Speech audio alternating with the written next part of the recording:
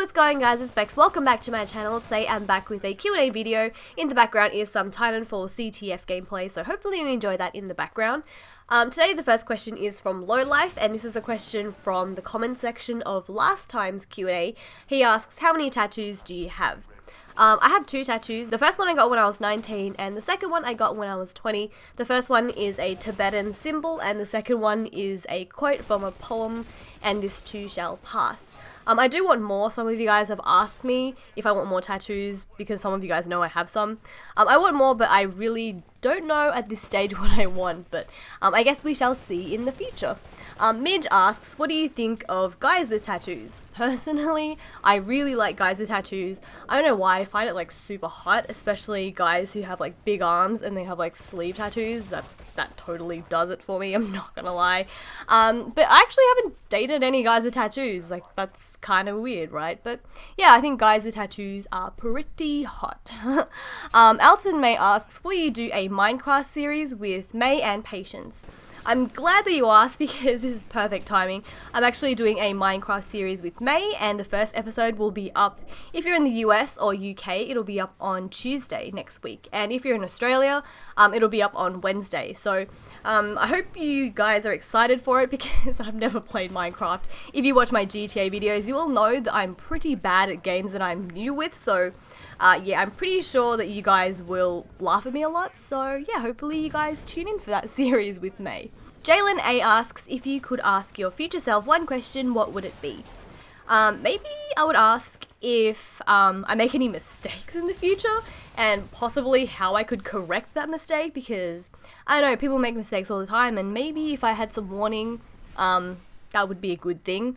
Or maybe, I don't know, I know you asked only one question, but maybe the other one would be just, I would probably want to know if I'm happy in the future or not. So probably one of those 2 questions. Kind of tough to just pick one. Ollie asks, what's your favourite TV show? At the moment, I would have to say Homeland, because the recent season that was out last year was, I don't know, it was just so freaking amazing. I love that show. Mr. Kim asks, are you Korean, Russian, or Cuban? I'm assuming that you know that I'm definitely not Russian or Cuban because that's freaking obvious. I'm assuming you also know that I'm not Korean because I don't look Korean. I'm guessing that you want to know what my ethnicity is, which is something I get asked all the time, not just because of YouTube, but also just in my real life. I am 100% Taiwanese. Both of my parents are from Taiwan, and I was actually born in Taiwan. I moved to Australia when I was 1, so that is my background. The funny thing is, when people ask me like where I'm from, like my ethnicity, they name pretty much every single Asian country. I get Filipino a lot, and I also get Vietnamese a lot, even from Vietnamese people and Filipinos. And the other funny thing is, when I go to Taiwan, people think I'm mixed. Like, they think I'm half Asian. They don't think that I'm Taiwanese. So I don't know, no one really can figure out where I'm from. It's like the most confusing thing about me, I suppose. Rain Vanderwall asks, what's your weapon of choice in a fight? Gun, blade, or something else? I don't know if that's alright if I'm like declaring to the world like what I would use in a fight. Hopefully I never get into a fight, because if I got into one, I think that I'd just get killed because I'm like the smallest person ever. I'm not even strong. Maybe? I don't know. I don't know if I could even get a gun in Australia. I have no idea where I'd even go get one. Maybe I just use a blade, like a kitchen knife. I don't know, someone like broke into my house and just like fight them off. Just like stab them a couple of times. I don't know, maybe that'll work. Lorenzo asks, if you were stranded on an island, what YouTuber would you want to be stranded with? There's this guy on YouTube. I remember my friend showed me. He like sits there and he makes videos about like what to do during the zombie apocalypse. Like weapons and like how to get food and like I don't know, like all this like random like helpful handy hints if there was like a zombie apocalypse. So maybe I would invite him, because if I was stranded on an island, I'm not gonna lie, I'd probably want to get off there. So maybe someone who could just help me survive for a little bit, like help me make a fire and get some food, and then we could like escape together. So probably that guy. I don't know what his name is. He's not a huge YouTuber. Actually, maybe he is. I think maybe he does have a look. If you guys know who I'm talking about, like let me know in the comments down below, because some of these videos are actually like kind of interesting.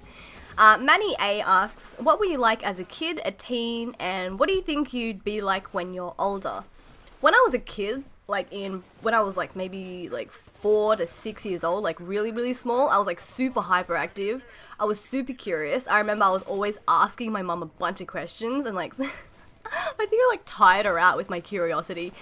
And I really enjoyed school and learning when I was really little. I remember I really liked reading a lot, so I was a bit of a bookworm when I was a kid.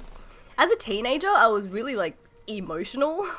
I went to an all-girls school, so between the ages of like 12 to 18, I was in an all-girls school, and I don't know if it was because of that maybe like super emo, but I was really emotional and I really wanted to do well in life, so I studied pretty hard when I was a teenager, but randomly I'd get really rebellious as well, so I'd just like not turn up to school, don't do that, and just like go do my own thing. So I don't know, I guess it was quite a contrast from when I was little, but what do I think I'd be like when I'm older? Hopefully I'm responsible. I don't know what I can't really picture myself old. I feel like I'm still, even though I'm in my mid-20s, I feel like I'm still young. So it feels like it's really, really far away. I guess I just hope that I'm a responsible human being. That's pretty much it. The next 3 questions are kind of similar, so I'm going to answer them in one. C. Dean16 asks, how did you meet May and the others, P-Tesh, etc.? Troy asks, how did you get to play with May?